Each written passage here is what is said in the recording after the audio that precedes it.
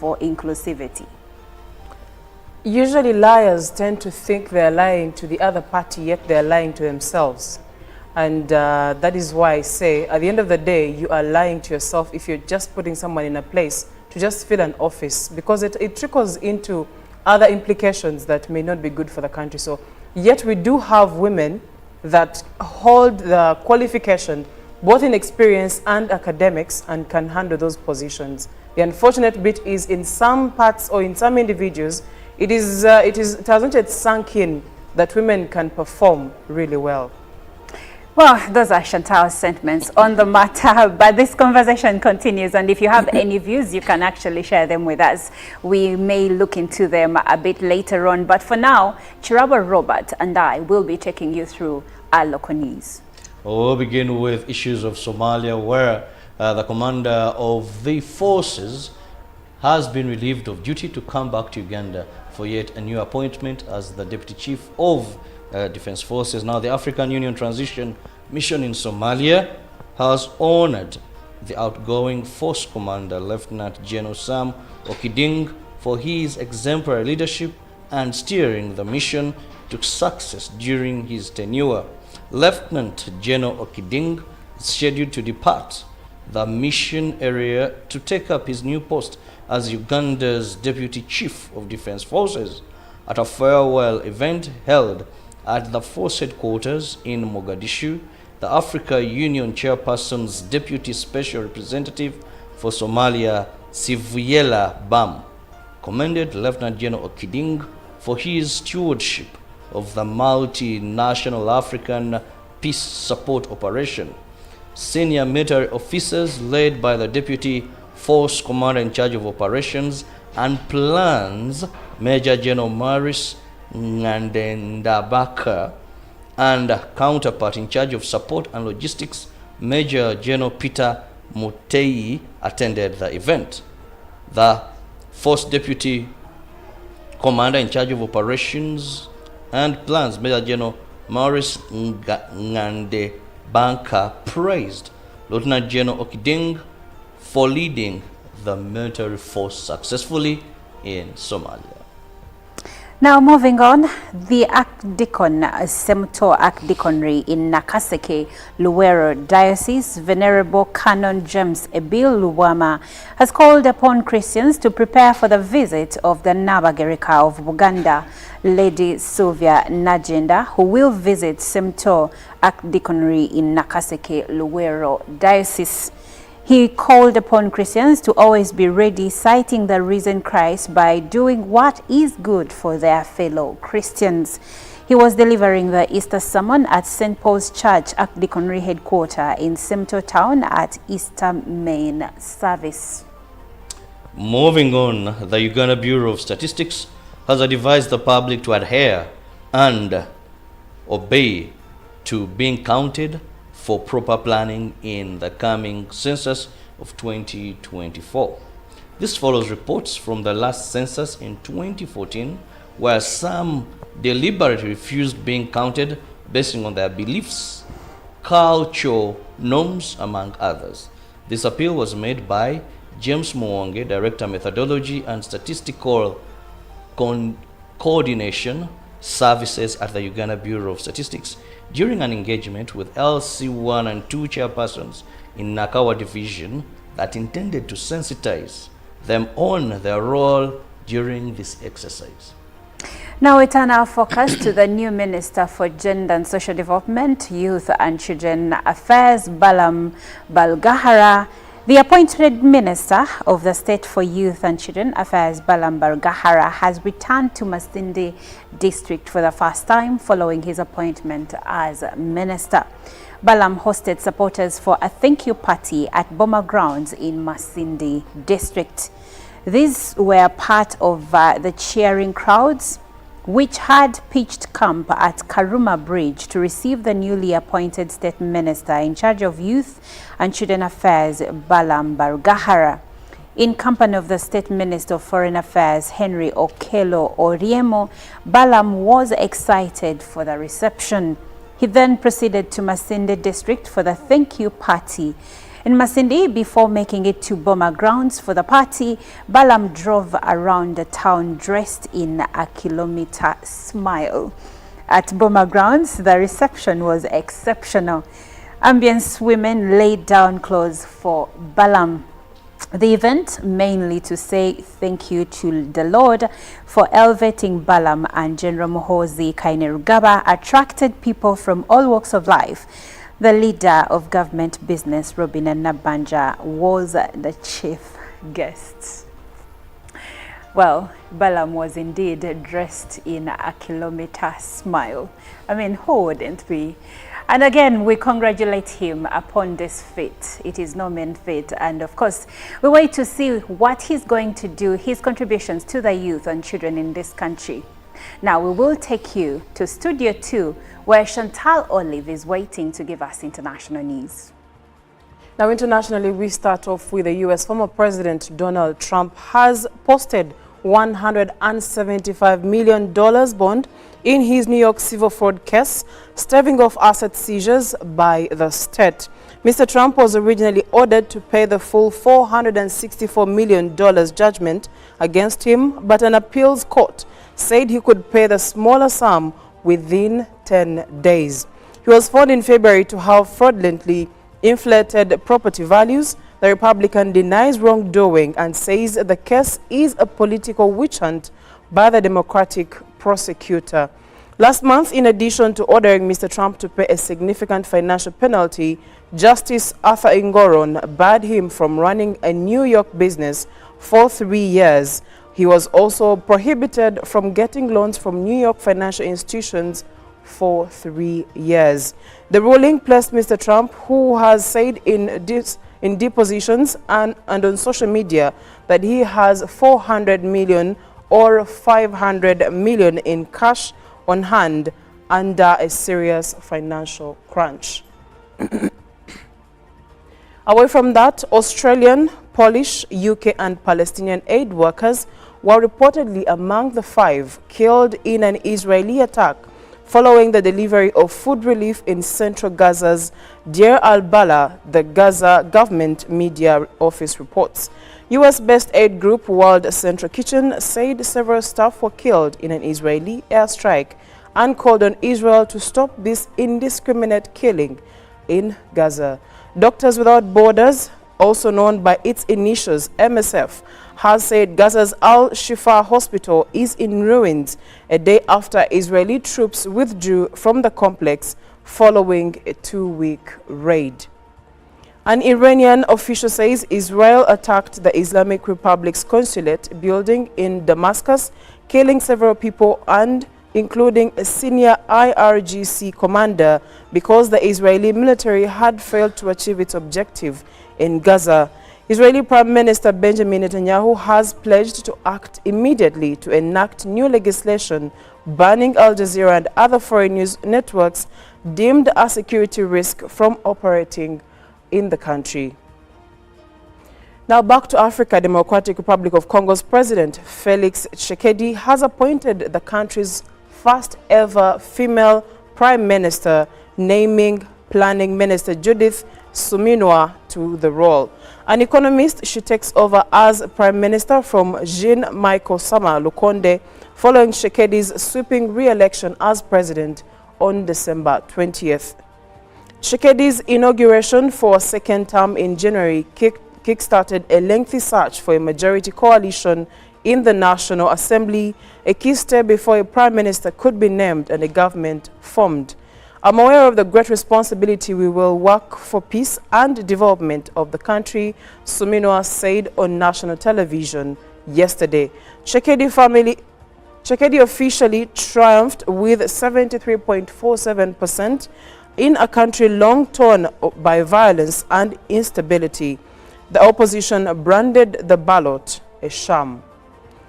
And lastly, crossing over to climate, an article published in the Journal of Infectious Diseases describes how climate change may influence the transmission efficacy of several vector, water, and foodborne infections, to what extent these changes can impact socioeconomically deprived and vulnerable populations.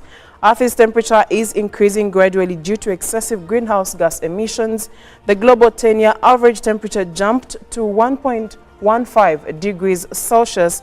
While climate change can directly impact heat waves, floods and droughts, it can indirectly influence the transmission potency of many infectious pathogens. The contagious nature and epidemic potential of these pathogens can be a potential public health concern, especially for marginalized and vulnerable populations who contribute the least to greenhouse gas emissions but are disproportionately affected by the detrimental effects of climate change. And that's it for climate news and what is happening across different parts of the world.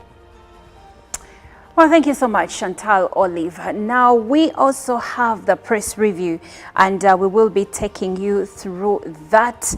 Of course, starting with the new vision, which is highlighting new taxes introduced on land and property. Also in the new vision, government clarifies on oil refinery. You will find that story and more in the new vision. Then tragedy, Air Force General electrocuted in bathroom. What's more about that story? You will surely find the details in the new vision. Over 1,000 people at risk as crack develops across Namisindwa. Then in health, cervical cancer cases up in Chigezi and in the north. Now in talent, Miss and Mr. Bukede winners were crowned. And of course, hospital China to provide 19 billion for Naguru expansion. And in her vision, Abola's life cut short by uterus condition. Now heading back to Chantal, she has more still in the press review. Now, in today's press review, before we cross over to the East African papers, maybe Trevor would like to let us know what is in the Daily Monitor this morning. Well, looking at the Daily Monitor this morning, we just have a bit of opinions here by some of the writers. I think that we shall be giving you later on. Okay, let's cross over and see what is in the Daily Nation today. Now, big divide over NADCO report. That is on the front page of the Daily Nation. Also, Raila reads riot act amidst ODM succession battle. I'll visit Joey in prison and forgive him, Monica Kimani's father now says. And that and so much more in today's copy of the Daily Nation. And crossing over to what is happening in Tanzania with the Citizen, second Dar BRT operator set to bring in 177 buses. And also Tanzania second in East Africa mergers and acquisitions. You will find all that in today's Citizen paper. Roadmap for new East African community financing mechanism beckons. Also, who will CCM pick as its new ideology publicity secretary? Find all that in today's copy of the Citizen, in case you're interested to know what is happening with your neighbors. And that's it. What is happening in the press in the East African countries? Now, when we come back in our newsreel, we will be speaking autism. Today happens to be World Autism Day, where countries are coming together to shed more light on autism that is affecting many children in different families in Uganda, but also around the world. So we'll be having conversations with a caregiver and also a doctor in the same field taking care of autistic children. This is a conversation you want to be a part of because it will be extremely enlightening. That being said, we leave you with Chameleon Bwerere. Live from UPC Studios in Kampala, this is Good Morning Uganda.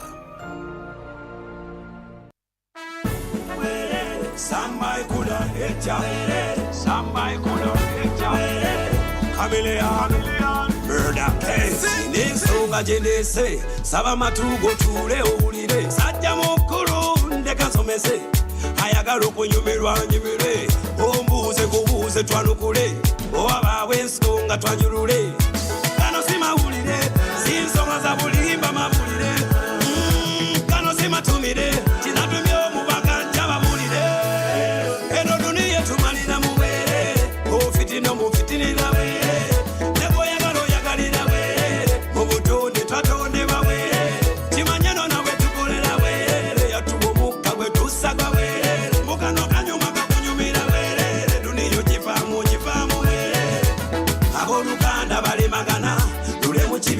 Mazi ne sebina Baekelo munyini kalina Weba taxi batika bana Kodoni wava muno chikolota Tebezeka nabo munange benta Aseka kungulu munanga bucha Mana leave them out chicha Eno dunia tumalina muwele Kofiti no mufitini la wele Nebo ya garo ya gari la wele Mobutoni tatone wa wele Chimanyano na wetu kole la wele Ya tubo muka wetu sagwa wele Mukano kanyuma kakunyumila wele Dunia jifamu wele The people with the real power, but because development partners and funders are asking for inclusivity.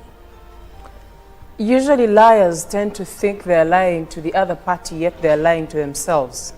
And that is why I say, at the end of the day, you are lying to yourself if you're just putting someone in a place to just fill an office, because it trickles into other implications that may not be good for the country. So, yet we do have women that hold the qualification, both in experience and academics, and can handle those positions. The unfortunate bit is in some parts or in some individuals, it hasn't yet sunk in that women can perform really well. Well, those are Chantal's sentiments on the matter, but this conversation continues, and if you have any views, you can actually share them with us. We may look into them a bit later on, but for now, Chiraba Robert and I will be taking you through our local news. We'll begin with issues of Somalia, where the commander of the forces has been relieved of duty to come back to Uganda for yet a new appointment as the Deputy Chief of Defense Forces. Now, the African Union Transition Mission in Somalia has honored the outgoing force commander, Lieutenant General Sam Okiding, for his exemplary leadership and steering the mission to success during his tenure. Lieutenant General Okiding is scheduled to depart the mission area to take up his new post as Uganda's Deputy Chief of Defense Forces at a farewell event held at the force headquarters in Mogadishu. The Africa Union Chairperson's Deputy Special Representative for Somalia, Sivuyela Bam, commended Lieutenant General Okiding for his stewardship of the multinational African peace support operation. Senior military officers led by the Deputy Force Commander in charge of operations and plans, Major General Maris Ngandendabaka, and counterpart in charge of support and logistics, Major General Peter Mutei, attended the event.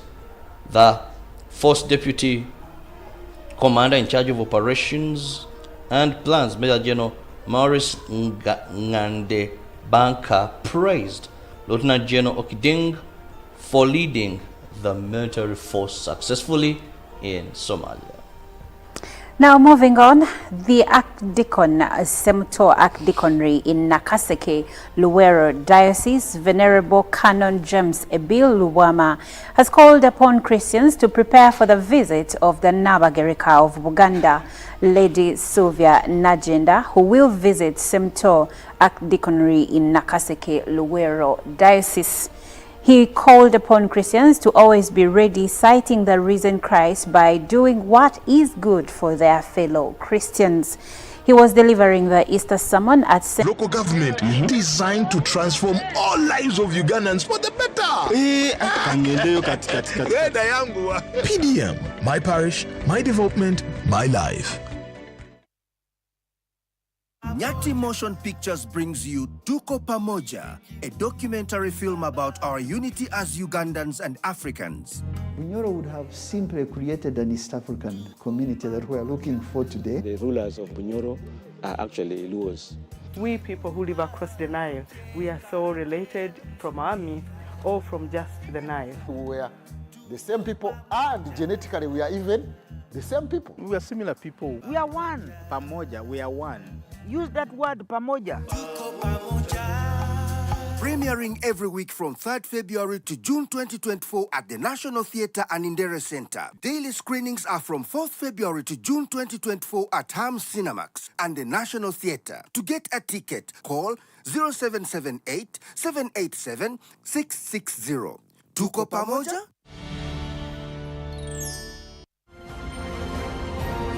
Live from UPC Studios in Kampala, this is Good Morning Uganda.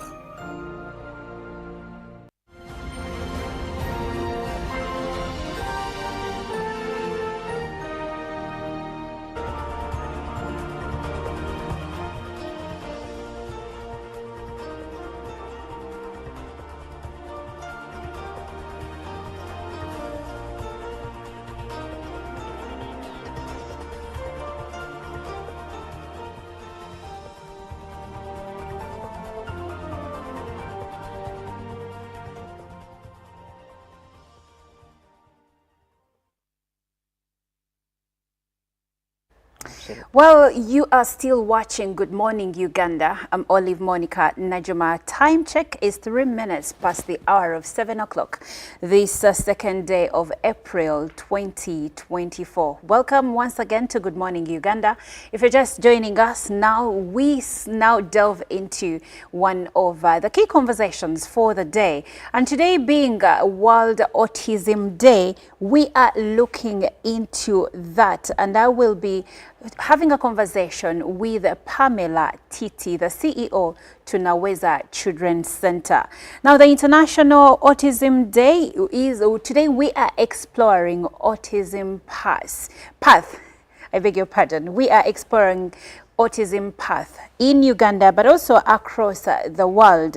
Now, if you don't know much about autism, Pamela will be taking us through most of it.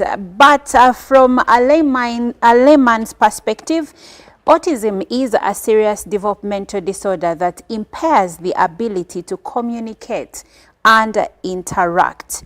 Autism spectrum disorder impacts the nervous system. So I think you've heard about parents that have autistic children, and you've heard about some of their challenges. But today we get to speak to a caregiver and get their perspective, but also tell us more about the spectrum. Pamela, you're welcome to Good Morning Uganda. Thank you very much. Well, from Tunaweza, first of all, before we go deep into the autism spectrum, tell us more about Tunaweza Children's Center. Do you only care for autistic children, or you care about every child that has special needs? Tunaweza Children's Center is a center for children with special needs that that gives alternative learning and therapy services to all children with special needs. Among those with special needs that we see are children with cerebral palsy, Down syndrome. We have those with delayed speech. We have those with general delayed development and autism. So the center is not only for autism, but it's also for all other children who require extra help in their day-to-day activities. All right. Now, according to your in your opinion, and as someone that takes care of many children with special needs, but in this instance, focus being put on autistic children, what would you say is the rate of, I shouldn't call it infection, but what rate of Ugandan children is actually affected by autism? We must admit that we do not have data, and most of these children are not really recorded, so we don't know what the prevalence is. But one thing for sure is we have seen that at least in every 10 families, we have one that has a child with autism. However, the statistics show that 40% of boys in the world are those with, 40% are boys. I mean, 65% are boys and 40% are girls. Those are the percentages of like autism, how it has affected the number. The boys are more than the girls, and the prevalence is for every, what I have just seen from the data that we have collected, we see approximately, by the end of the year, approximately 160 children who do assessments for who are on the spectrum. Okay. Yes. Well, the numbers, if you're seeing 160, and that is just Tunaweza. Yes, those who come in for assessments. Just for assessments. And you find that they could be on the spectrum. And I think one of the reasons is that we don't have data that would give us exactly how many children are going through this, because even the diagnosis takes forever to be identified. It's not like a condition where a child is born with a defect on them, but you start observing that this child could be having this along the way as they grow. So it's hard to also record that. And then another thing is autism is not just one, is not a I can't say that it's something you can automatically identify and say this child has autism. No, autism is a spectrum. Yes. So these kids have developmental delays and other characteristics of autism that spreads out on a spectrum, which runs from, let's use the basic knowledge, from A to Z. Yes. Yeah. So you'll find a child who is on the spectrum, but is very high functioning, but he cannot communicate, and he cannot maybe do some activities of daily living. But in the real sense of it, he could be on that spectrum. And you'll find someone who seems to speak and cannot actually do other things, has behavioral issues. So it's very difficult to record all those children at once in different on the spectrum yes. differently and then categorize them. So those are some of the challenges we have as Uganda and also internationally, because they also don't have the records. They will start taking these records when a child is maybe a school-going age child. But at birth, you can't keep that record. I have a friend who is a mother of an autistic child. Yes. And I remember it took them years, like you said, it took them years for them to actually figure out and say, this child is autistic. It started with a speech delay, and then other things were okay. He was developing normally, then the speech took longer. And then later on, they started now discovering other things. And it's the same for many parents. Yes. Now, I once heard someone say that raising an autistic child is as hard in some cases as raising 10 children. How true is this? I could say yes, and I could also say no. The truth is, most of us do not know how to manage these children. It all starts with the fact that we even don't know what's wrong with these children from the beginning. And it will be difficult if you don't know what you're dealing with. But again, if you get to know early enough that this child has some sort of developmental delay and it falls on the spectrum, then it might be easier. But the truth is, yes, it is very challenging because these children have no physical disability. Yes.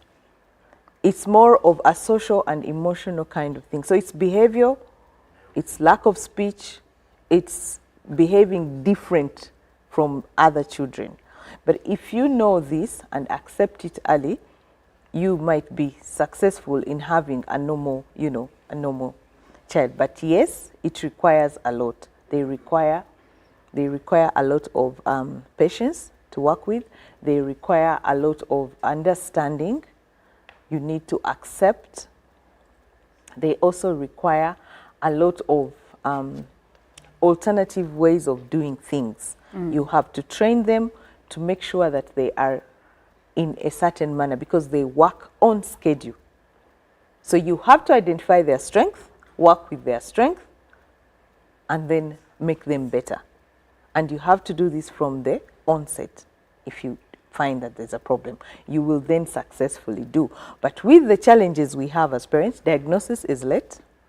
You start realizing there's a problem with the child when he's already 2 years, or some still do it at the age of 4 when they are school-going kids. And now you start working backwards. And of course, as they grow, we do not have systems in this country that put them in places. So you need to find a better school for them that will understand them so they can grow normally.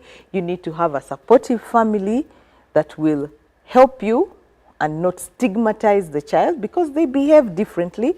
You will need to find a school that will offer what they do because they're really brilliant kids. But we do not have systems put in place for such children. So that's why they say it is difficult. But there are some kids who have successfully made it even when they are on the spectrum. We have very many success stories at Tunaweza. We have seen kids leave the center, go to British School of Kampala, become musicians, do very well in IT, and excel. So I believe it's how fast you identify the condition and how fast you actually work on the condition. The earlier you start, the easier it will be in future. The most difficult part of this is transitioning from childhood to adulthood. That is where the problem is. And you're right. I've heard that children on the spectrum are very creative and extremely brilliant. That's true. One of the most successful people in the world, Elon Musk, is said to be on the spectrum. Yes. And we see how smart he is. Yes. And some are in the creative industry like arts, they're musicians and whatnot. So a lot goes in, especially when we know early what the children are dealing with. But in as much diagnosis takes, it takes forever, borrowing from what you said, is there a way, are there things a parent may see and say, because of this and this and that, I should be taking this child for a checkup? Yes. I think, yes, there's so much you can do and actually be able to identify these on an early stage. That's what we call early identification. So one of the things that you should look out for is eye contact. Let's start with the earliest time. When you're breastfeeding this child, this is how you hold the baby. Yes. A child who is most likely to be on the spectrum, you will notice they do not give you an eye contact. But a normal child, when you're breastfeeding, it's like you're communicating. You're bonding, and you actually have direct eye contact. Yes. Of course, you start noticing the eye contact. Eye contact gives a lot of social impressions. So even adults, they will tell you that if you don't have a good eye contact, you're not confident. It's something like that. So this eye contact is one of the first signs you look at. Another sign is you'll find that this child creates a little abnormal sounds or is a little sensitive to some things. For instance, you can't scratch their hair or hug them. They will feel very uncomfortable about it, and you will find they're either playing alone and they are fixated on an instrument. Those are the small little signs that you see before between 1 and 2. By 18 months, a child should be able to actually socialize normally with others. Yes. But also, remember the spectrum has very many characteristics. That's true. And all these are developmental delays. So you as a parent, you need to know these signs early enough. We have developmental delays, and it is very important that at every stage, for instance, a child should be smiling at 4 months. If you miss that smile, try and find out. Try and investigate on your own. And it's important as a mother to be reading, because you will see these signs coming. Then when the child grows, he will not be able to play with others. Communication words will not come out easily. The social skills will be so weak. You'll be so to throw tantrums, very heavy tantrums. Those are some of the signs that you can see at an early stage, rather than wait. And when you see that, please seek help. Seek help. It's as simple as going to see a doctor or look out for a therapist, a child psychologist, and say, this is what I'm seeing in this child. Is there any way we can help? You can start therapy from home with a 2-year-old, with a 1-year-old to 2 years, and see how best they relate with others, and then that will help you make the decision. So those are some of the signs you look at. And of course, as they grow, they will not be able to communicate. They will throw tantrums when they want something, because they are frustrated on how to do that, and then you start now following up. You'll find that their behaviors are a little different. They have sensory issues. They can't brush their teeth. They are overly sensitive. They can't stand noise. They can't. You can't brush their hair. Those are some of the things. So you look at the sensory bit. You look at the social bit, and the social skills they have, and the communication. Those are like the major things, especially the eye contact. Well, we are having a conversation on autism. Today is International Autism Day. And of course, we are exploring the autism path. So speaking with us is Titi Pamela from Tunaweza Children's Center. She is the CEO of Tunaweza Children's Center. Now, Titi, someone out there may be wondering, how are you taking care of these children? Are you a child psychologist? Are you a doctor? What experience do you have in, or what qualification do you have in taking care of children with special needs? Okay, I am a lawyer by profession, by the way. Interesting. But I later, being a mother, you know, you're always the first therapist. Yes. You are a therapist naturally by Yes. being a mother. Yes. So I have experience in working with children with special needs. I later went back to school and did a master's in science, global health policy and management. So I manage a health center, which is the rehabilitation center. Okay. Yeah. Do you also have a child on the spectrum? No, I don't have a child on the You spectrum, don't? but I had a child who had special needs, not necessarily autism, but delayed development and other conditions. Okay. Yeah, and that's how the center actually started. But I believe in therapy because I have seen it work, and it's the best treatment for especially autism. Why? Because autism is not a disease, it's a condition. It's not a disease? Yes, it's a condition. It's a neurological condition. It is a lifelong condition, just like someone who, I don't know, it's a condition. It's. Should we call it a mental health condition or No, something? It's not even there. It's just a neurological disorder. Neurological disorder. That affects your communication and social skills, mainly. Okay. Yeah. So what you have to do is work on those areas that are being affected by that condition, which is communication and which is social skills. And how do you do social skills? You use behavior therapy, occupational therapy to improve the social skills of the child. You also use speech and language therapy to improve the speech and communication. These kids may never speak, but can be able to communicate either through sign language or through just understanding their gestures, or eventually speak. So why do I work with this? How do I work with these children? Yes. We have a group of therapists, a multidisciplinary team. This team works with these kids on a daily basis. So what happens is when you come in, we get clients referred to us from schools, from hospitals, even others, word of mouth. So doctors refer these children on the spectrum to us, and we do an assessment. When assessment is done, it is done by a child psychologist, a special needs teacher, a occupational therapist, a physiotherapist, and a speech and language therapist. They will assess the child with the parent, and that will be the initial assessment, and get to know the history of the child and how the child is behaving. Within an hour, we will have a tool we use, a screening tool that we use. Within an hour, we will see some little things that tend to put the child either on the spectrum or not on the spectrum, or a general developmental delay. When this is done, we will request the child be enrolled at the center for 1 month. In that 1 month, the team will work with the child in different segments to see what they are observing. Is this child really on the spectrum? Is it a general developmental delay? Is it really autism, or it's a brain damage, or it's, all those are looked into. The multidisciplinary team will later come up with what we call an individualized treatment plan or individualized education plan. So this education plan and treatment plan are goals set to help the child achieve. And these are based on the individual and where they are. All right. And that's how we get to treat them, give them therapy, and you'll find that they're getting better with time. Some take 2 months, some take 2 years, some take 6 months. So it really depends on the prognosis. Depending on where they are on the spectrum and their personal development. Okay. Yes.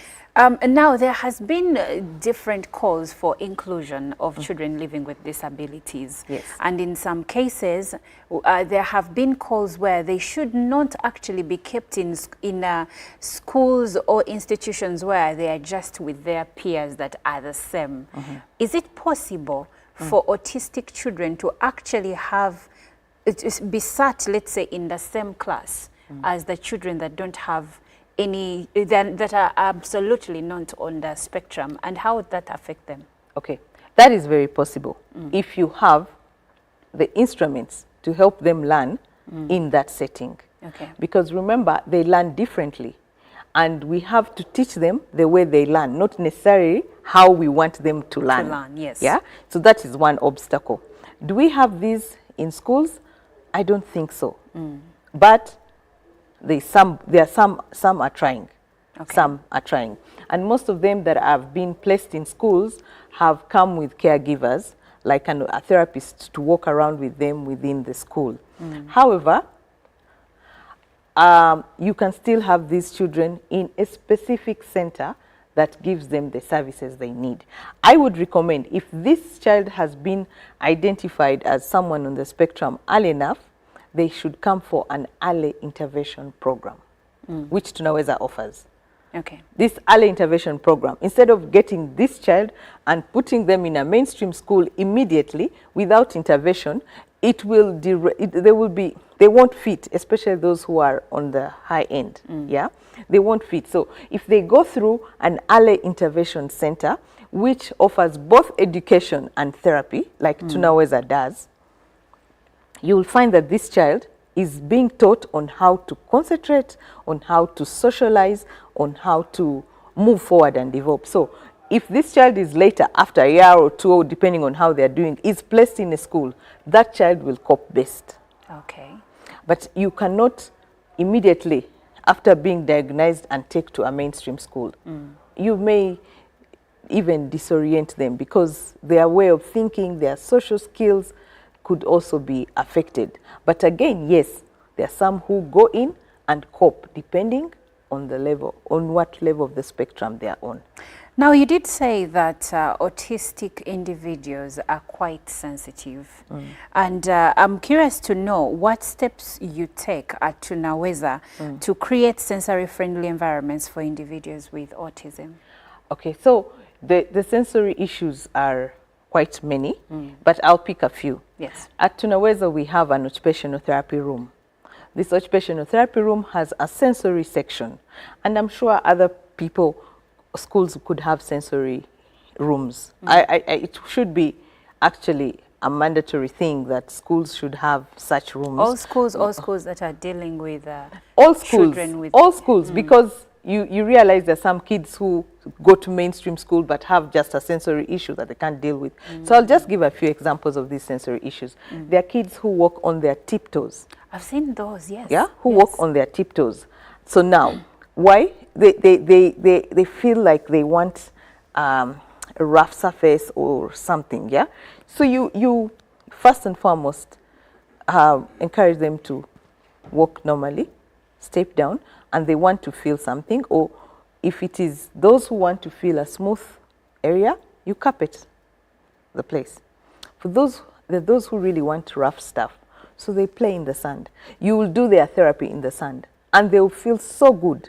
Some are actually buried. You know how you go on a beach and bury yourself in sand? Yes.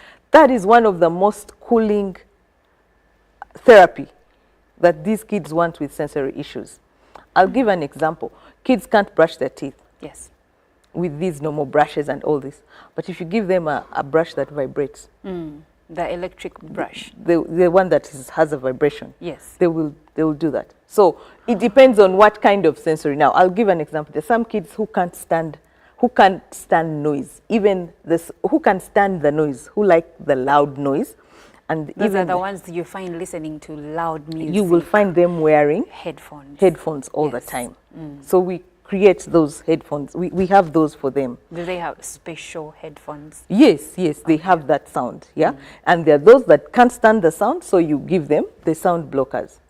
So there are those who have you seen kids who cut themselves? Yes. They don't feel pain when they are cutting, but they will feel pain after the cut has been made. So you have to ensure that they are not around any area which will damage them. But you find that those who really want it rough. So we have, I wish you were at the center and I show you, we have spiky rubbers, spiky brushes. So we brush them We have time to massage Because they them. like the and rough they feeling. like that It rough feeling. soothes Yes. and So calms we them. use the spiky vibrators and massage them. And you'll find those who prefer being in water to calm down So you rather have than being like in sand. So we have the like swimming a- days. Yes. So there are so many sensory issues. There are those who can't. Have you seen kids who cry when they go to cut their hair? Yes. Yeah. So you find use a scissor. Simple things like that. But of course, you must have done an assessment and identify that this child has a sensory issue in this area. So then how do you collaborate with families, caregivers and other professionals in providing holistic care for individuals with autism? As Tunaweza, we do assessments. Our assessments are not done individually. We work with parents to identify these things. We have what we call the animal book. Every day after therapy, we write in our animal books and send home. Whatever we are doing at the center, we expect the parents to do the same thing at home. So that's one way we collaborate with them. We have what we call Parents-Teacher Fellowship or Parent Therapist Fellowship, where we bring in these caregivers like nannies, mothers, fathers, and train them for free. We also have what we call the outreach program, where we go and assess the environment at home where this child is living and help them to fit. And this is not only for children with autism, but it cuts across all special needs kids that we help. So you find that you will get better results if the parents, teachers, and any other caregivers are on the same page. Okay. But you will not get good results if you don't have the whole team together. Best example is diet. One of the things that cause these kids to be hyper on the spectrum is sugar, dairy products, carbohydrates, and all that. So we have to give them a diet plan. So if you come to the center and you're eating gluten-free stuff, and then you go home and you're on cake, Coke, Splash, you're killing the whole thing. So we also teach you on what you can give these kids. And that's how we have managed to have these kids actually have better results. Well, we are exploring the autism path. Today is International Autism Day, and I believe you've heard about cases of autism, or you know a family that has a child, a relative with autism. Now, like the good lady said, autism is not an illness. It is a neurological disorder, and this can be checked as early as 2 years old for a child, so that you know what you're dealing with and you know how exactly to handle. Now, with that being said, we will be breaking off, but before we do that, Titi, your last word before we close in just a few seconds. Okay. I believe by demonstrating understanding, empathy, and seeking knowledge would help us help these kids and these families have a better way of life, because autism is not the end of the world and these kids can get better. Indeed, autism is not the end of the world, and these children can do better. I mean, we have Elon Musk to look at, and many other successful people, by the way. So we should not stigmatize them, but try to understand them and be as supportive as possible. One thing I've had over the years, and also with having friends that have autistic children, is that these parents need as much moral support as possible, and there is a lot of patience that is needed while dealing with an autistic child. We will still be having this conversation later with a doctor during our agenda session, but for now we are going to take a short break. Good Morning Uganda Tourism Express is coming up next, and later on Jerome Paul Sonko will be giving us the Good Morning Uganda business, and the traffic updates will be coming in later, and of course sports will close the show. My name is Olive Monica Najuma.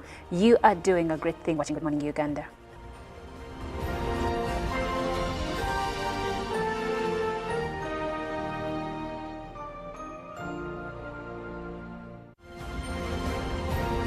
Live from UPC Studios in Kampala, this is Good Morning Uganda. Pick of the day on UBC.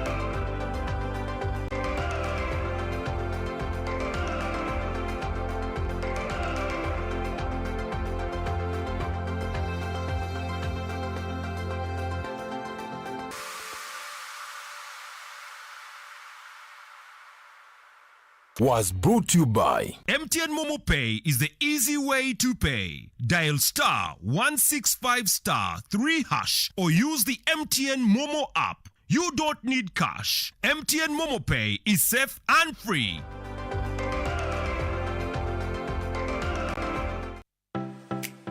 UBC is the national public broadcaster. We educate, inform, entertain, and inspire our audiences.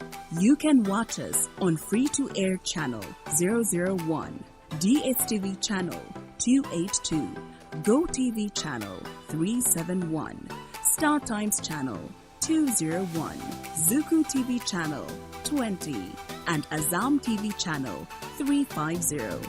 Even when your subscription expires, you can still watch UBC for free on your pay TV platforms.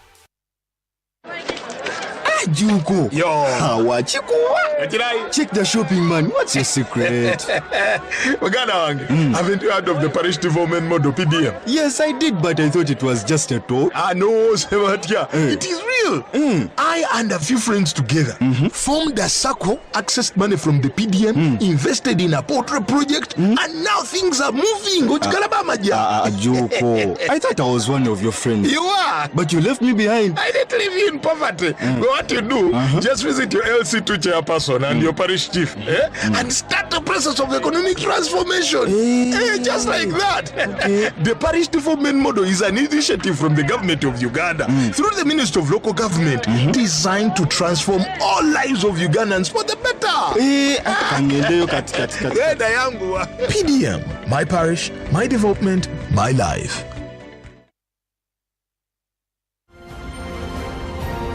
Live from UPC Studios in Kampala, this is Good Morning Uganda.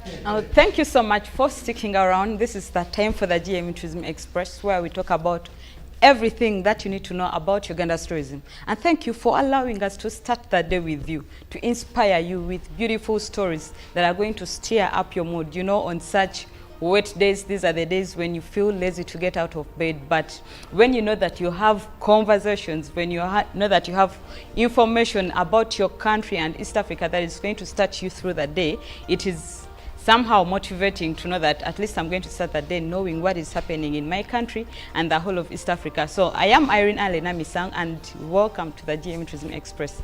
Today we are going straight into the travel attraction, and today we are going to Western Uganda. I always say that every time we talk about Uganda's tourism, we cannot mention or we cannot skip mentioning Western Uganda, because it is the most beautiful part of the country. And today still we go to the western part of the country, and that is Chibale Forest National Park.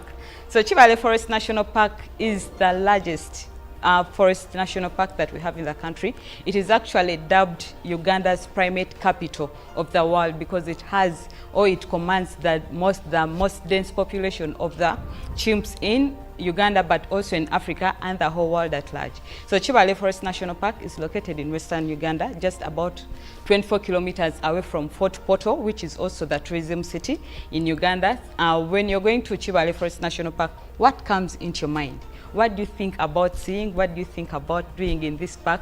Because most of the people, when you talk about a forest, maybe you're thinking about going to see the fauna, the flora in this forest. Yes, all those are beautiful, but there are some attractions that you shouldn't miss out when you visit Chibale Forest National Park. And one of the prime activities that you should think about every time you're visiting, or every time you think about visiting Chibale Forest National Park, that is chimpanzee trekking. Now, Africa actually is the only place in the world that has our closest relatives in the forest. Those are the chimps. Africa as a continent has about 200,000 chimps, but Uganda hosts just a quarter of these 200,000 chimps in the whole continent and in the whole world. That is why it is called the primate capital of the world. So Chibale Forest National Park has 13 different primate species, and the most common one, or the one that is mostly kept here or reserved here, is the chimps. So chimp trekking is one of those activities that you shouldn't miss out when it comes to visiting Chibale Forest National Park. Chimpanzee trekking, this is an activity that gets you so close to these chimps. These are our closest relatives, and remember, they have 98.7 DNA, human DNA. So having this chimpanzee trekking experience gets you so close. You have a personal encounter. You get intimate, like with these chimps in the forest, having them in their natural habitat, getting close to them, seeing how they feed, seeing how they take care of each other, how they live in groups. Also, chimps live in families and groups, and these are headed by the alpha chimp, which is very enticing to see these chimps playing together. So chimpanzee trekking is one activity that you shouldn't miss out when you visit Chibale Forest National Park. And Chibale actually is called the best safari destination in Africa and the whole world for chimpanzee trekking. Another activity that you think about when you go to visit Chibale Forest National Park is birding. And the commonest bird here is that the most sought after bird here in Chibale Forest National Park is the green-breasted peter. This bird has brought in thousands of tourists from Europe, from USA to come and just see this bird. And it is very common when you go for birding in Chibale Forest National Park, you're just very sure that you cannot miss spotting this particular bird, the green-breasted peter. But however, Chibale has so many other bird species. It goes to about 300 bird species that call this park a home. So if you want birding, if you want to come for a bird watching safari, this is a perfect destination for you when you think about exploring Uganda. So another activity that you have to think about when you go to visit Chibale Forest National Park, that is the Bigodi Wetland Sanctuary. So Bigodi Wetland Sanctuary is just a wetland within the park. So the park hosts different vegetation zones, the tropical forest, swamps, shrubs. But this wetland, Bigodi Wetland, is also very amazing for you, and tourists going to the park usually visit this Bigodi Wetland Sanctuary because it is a community project where community members, people living in the communities close to Chibale Forest National Park, usually earn from this. So the charges that are gotten from this sanctuary go to the community to build health centers, schools have been built, roads have been improved, infrastructure has been improved. So when you think about visiting Bigodi Wetland Sanctuary, it is not just about going to the wetland sanctuary for birds, for mammal species, for primates, but it is also about building the community. And then also another activity that you can think about when you visit Chibale Forest National Park is visiting the Crater Lakes tour. The park is located so close to the Kasende Ndali crater region that has more than 50 crater lakes. And when you visit the park, you have an opportunity to have this crater lake tour to see the different crater lakes. So you will have to hike through the different steep hills so that you have a bird view of the different crater lakes. It is beautiful to the eyes, seeing these crater lakes intertwined with the hills. So it is just amazing for you to visit Chibale Forest National Park. So many other activities can come up when you visit the park, like chimpanzee habituation. This gives you about 4 hours in the presence of the chimps, just learning how the researchers get and teach these animals, these chimps, to get so close to the humans. So chimp habituation is also another activity that you can think about.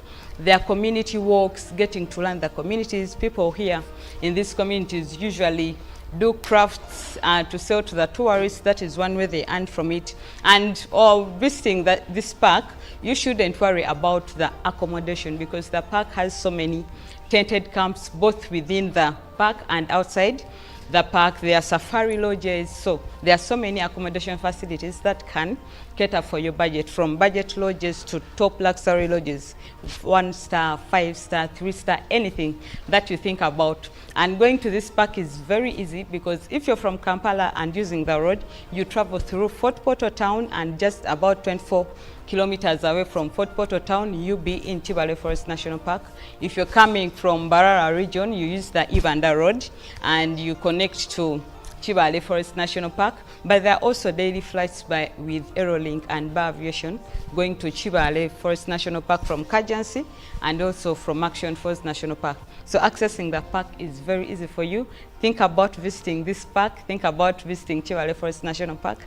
And going into the travel tip today, the tip is very easy. The fact that we are talking about the forest, visiting the forest. Every time you're moving into a forest, having a nature walk, doing chimpanzee trekking or birding, please make sure that you put on long-sleeved clothes, because when you go into a forest, you never know, you can encounter thorny trees, you can encounter thorny shrubs, so always put on long-sleeved shirts or long-sleeved clothes so that you protect your body from such scratches and also maybe insect bites. That is it that we had for you today. I am Irene Alena Misango, and coming up is Joram Paul Sonko with a business update.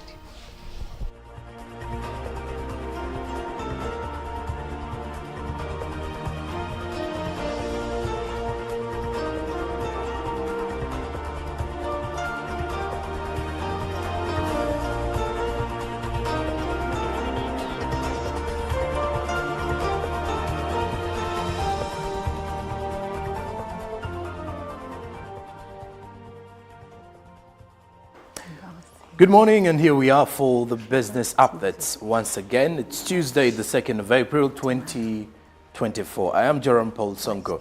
Now, we're going to start off from Kabale, because what is coming in from there shows that the Kabale Municipal Council is looking for 500 million Ugandan shillings. This amount of money is going to be used to purchase a piece of land that will serve as a cemetery for unclaimed bodies and a garbage collection center as the urban authority gears up for city status.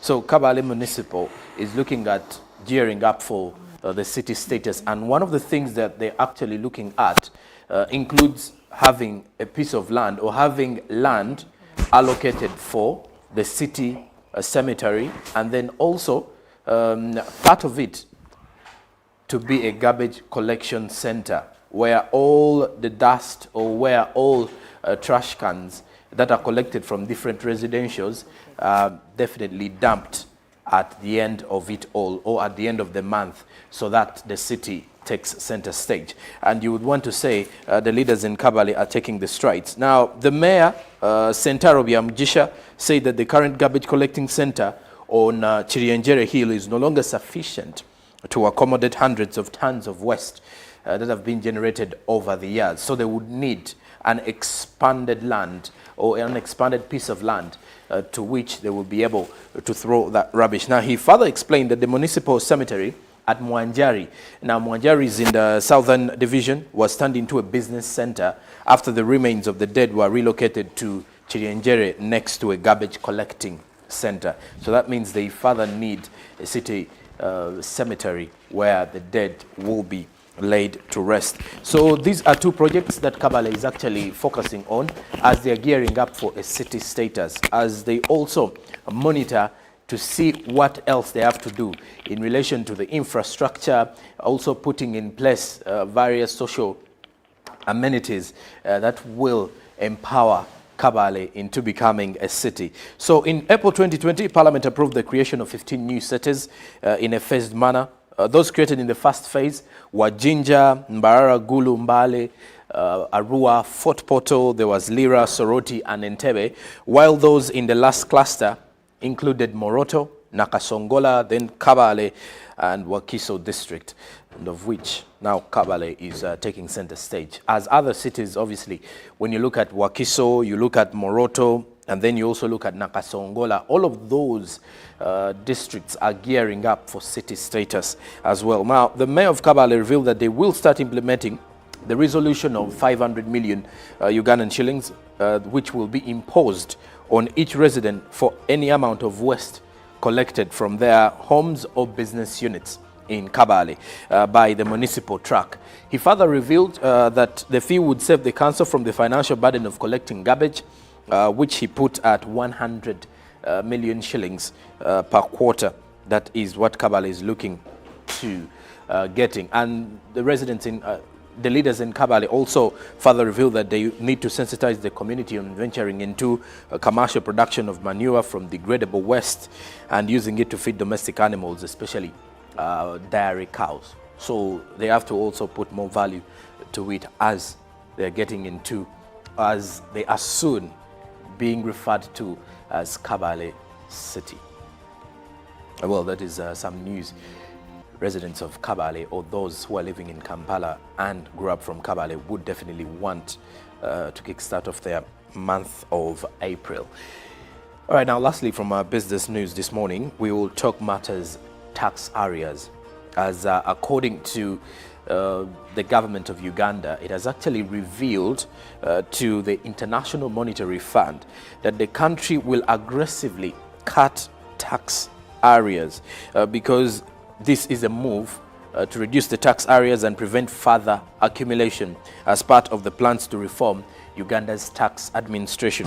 The commitment forms part of priorities through which government is seeking to enhance tax value and volumes in the next financial year, which is kicking off 1st July 2024-2025. Now, besides that, this also feeds into government's plan to realize its annual tax to gross domestic product ratio of 0.5%. Now, furthermore, government going forward, its details that were submitted to the International Monetary Fund indicate that our country will also seek to improve tax efficiency by fast-tracking the e-tax system. And other commitments include enhancing the income tax system. Then there is also improving the excise duty and also trying to see how the excise duty regime will be a little bit improved, and also strengthening the VAT, which is the value added tax. And then also that in the details contained in the 5th review under the extended credit facility, the government informed the International Monetary Fund that it intends to be more forceful in increasing the domestic revenue to reach intended targets in the long run. Now, with economic recovery now on a strong footing for Uganda, you get to realize that the government, or URA, as well as the Ministry of Finance, Planning and Economic Development, intend to be more forceful in implementation of the domestic revenue mobilization strategy in the long run, and which they want to kick off with the next financial year starting this July 1st, 2024. And the target is a 0.5% of gross domestic product ratio.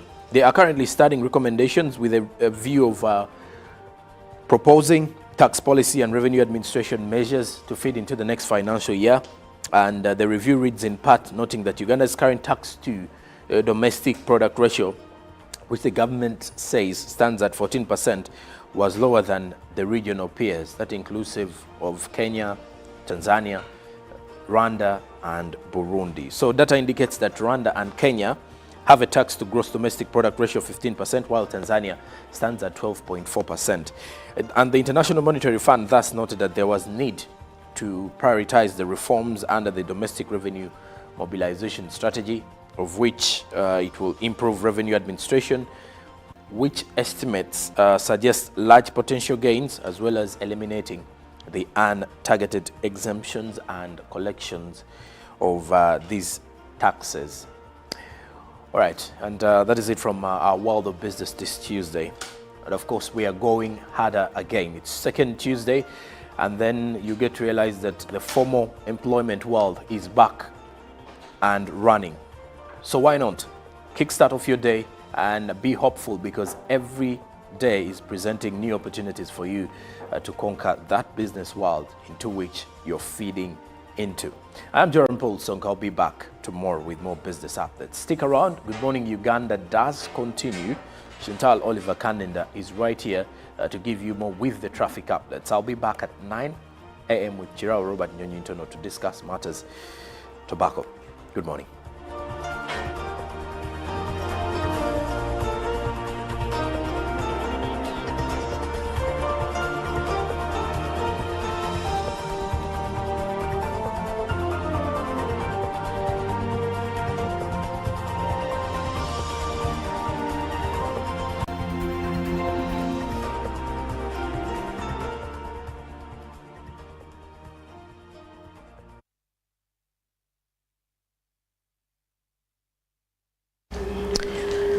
Good morning and thank you for staying with us. It's time for our traffic updates. Let's see how we are standing as we're trying to make sure we get to town and get on with our business after the long weekend, the long Easter weekend. But otherwise, welcome back from the weekend. Just so you know, definitely jam is terrible in certain areas, and that is because we were on, today is likely to be the Monday that we usually see that is mad with a lot of traffic. Now, at the moment, I am standing at the Namungona roundabout. Now, it is less busy than usual. However, on Hoima Road, if you're trying to join the roundabout, there is a lot of traffic. And that is why I'm telling you, you might want to either move right now or actually later, because traffic is going to be terrible. Now, at the roundabout, it is less busy, and when I cut through now, the Kampala Northern Bypass Highway definitely has no traffic, so you have nothing to worry about. But if I stay on Hoima Road, and I'm trying to see how I get to town, as you can see, we have just small spaces where you will find traffic moving quite slowly, but the biggest part has hold-ups. That's the red that you see, and this is why I'm telling you, brace yourself. Now, I am approaching Kasubi Market. Still, the new Kasubi Market, as you can see, it is mad with some traffic, and all the way through Kasubi, traffic seems to reduce as I am approaching the roundabout. Pardon me, the junction that has Masiro Road, that has Chimera Road and Kawala Road. That is the only place that does not seem to have traffic. But when I cut through on my way to get to town, now, if you are coming from Kawala Road, definitely there is traffic and just a few places where you will not be held up, but brace yourself. Traffic is indeed terrible. Now, all the way, traffic is still terrible as I am still on Hoima Road trying to make my way to town. And as you can see, with the red zones, this particular junction has a lot of traffic. Now, this junction is the one that leads you to Chadondo Road side, but also has the road that takes you to Balintuma Road, the junction that takes you to Balintuma Road. You will find that as you're trying to connect to that junction, you'll find a lot of traffic. When I cut through, still on Hoima Road, as you can see, mad with a lot of traffic. Now, the beauty about you who is on the other side trying to leave town, to go Nansana side, to go Hoima Road side, you actually have no jam to worry about. It's you who is getting to town that should be worried about the traffic. The junction that takes you to Chambogo Road is not really much, is not mad with a lot of traffic, so you don't have much to worry about. But still on Hoima Road, the junction that has Albert Cook Road, that has Fort Road, still continuing with Hoima Road, but also connecting you further to Namirembe Road, is mad with a lot of traffic. So be mindful in case, but Hoima Road seems to be fairer for you to move. Fort Road has slow traffic, but Namirembe Road is mad with a lot of traffic, so be mindful as you're trying to make your way to town. Now, Rubaga Road is okay to move until you reach the junction that has the roundabout that takes you to Kabakanjagala Road and Nkumba University. That is why you'll be finding a lot of traffic, but Rubaga Road generally seems to be okay as you're trying to move. And on Namirembe Road, remember Namirembe Road has the Bakuli bus terminal side. Now that side as well has a lot of traffic. If you are trying to make your way to any bus terminal, you will find a lot of traffic. Now, Wawa bus terminal has a lot of traffic. Sir Apollo Kagwa Road has hold-ups and really slow movement of traffic. And that is why I recommend that you make sure that when you are trying to make your way deeper into town, you find the best alternative. But Martin Road seems safe to move. January Road, safe to move. The side of Namaiba Bus Park is also safe to move. Gaddafi Road is not the very safest, but relatively fair. You will be able to move, as you can see, down onto Gaddafi Road. As you can see, you'll be finding just slow movement of traffic, but at the end of the day, you will be able to move. Now, if you are someone that is going to the part of National Housing Flats, before you get there, when you look at the Ruby's Macaria service station, that part has a lot of jam. Chambogo Road too, in case you're trying to use some access routes, you realize that traffic is slow in there, but it's not much to really worry about as you're trying to cross through and see how you get to your office, depending on where your office is located, or if you have errands to run as well. Further on to Namirembe Road, as you can see, a lot of traffic on there, just on slow movement. Makere Road has a slow movement. Kafumba Mukasa Road, just before you connect to the junction that has Namirembe Road, that is where you'll be finding a lot of traffic. Short of that, you are okay to move. And further on to Namirembe Road, Allen Road has a bit of traffic. Benchiwanuka Street seems to be fairer, but gets some deeper zones in there as you are trying to get closer to the Kampala Old Taxi Park. And that is why if you are able to maybe use a bike, it is a lot safer in most cases. But also those roads, if you know that part very well, seem to be not very wide. Most of them are narrow, so you need to be careful. But Benchiwanuka Street relatively is okay now. Downtown, if you're trying to make your way to downtown Kampala Road, Watoto Church side, and you will only be finding a bit of traffic and holdups on that junction or the roundabout that has, it's a junction that has Watoto Church downtown. That is why you'll be finding traffic. Buganda Road seems safe, nothing much to worry about. And if I continue on Kampala Road, I'll be finding a holdup just in the middle, and that is shortly before you are trying to connect to Duster Street. However, trying to connect to Button Street, you are safe to move, and that is why I say relatively traffic is not as bad. But in the few minutes to come, you cannot be so sure. So if you are able to move earlier, it is usually better. But town at this time seems okay, but around 9:30, that is where you'll be finding a lot of traffic. Well, that does it for our traffic updates this morning as you try to make your way to town. My name is Chantal Olive. Good morning, and Robert is coming up next with the agenda.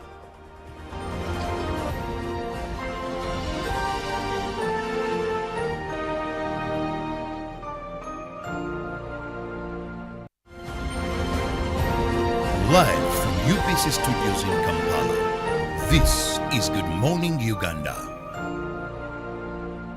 Pick of the day on UBC.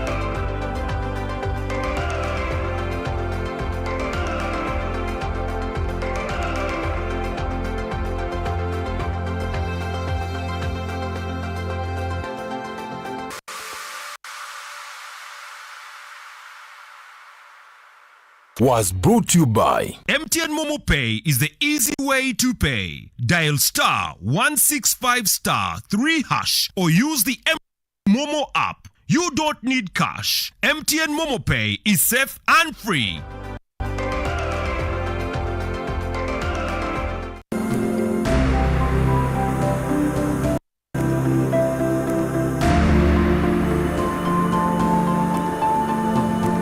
Previously, in most of these areas that we had prioritized, farmers would produce, but you don't access market because the roads are not there.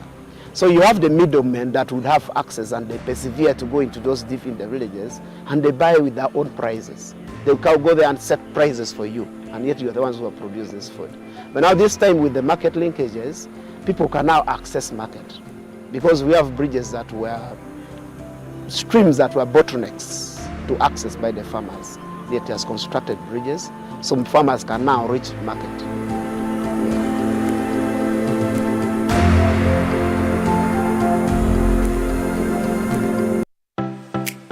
UBC is the national public broadcaster. We educate, inform, entertain, and inspire our audiences.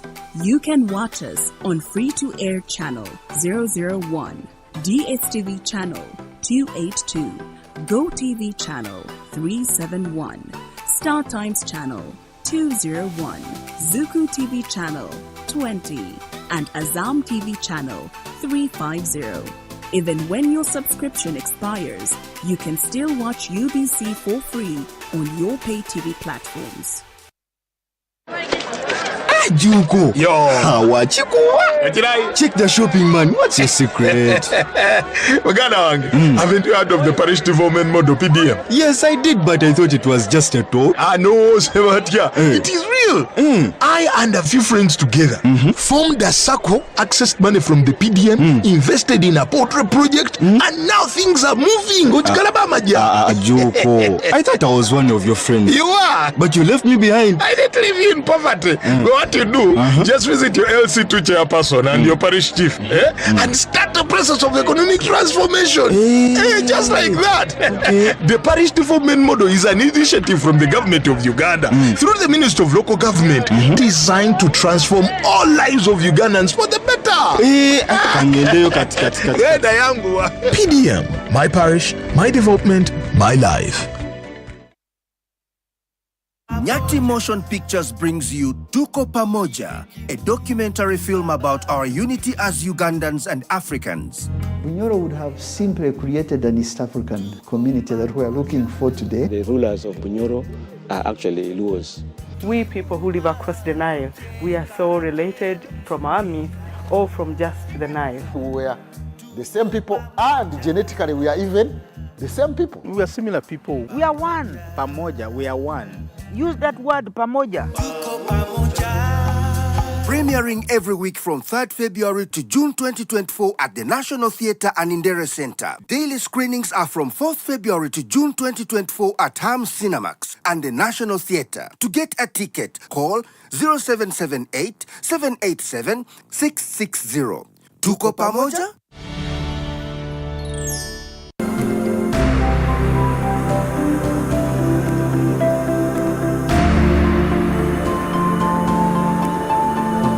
I've seen a number of community members out there that have formed themselves into groups and have identified enterprises, agricultural enterprises, rice and all that, and they've actually been successfully cultivating them.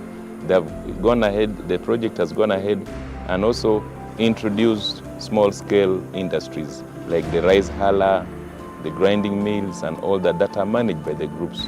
All these are successes.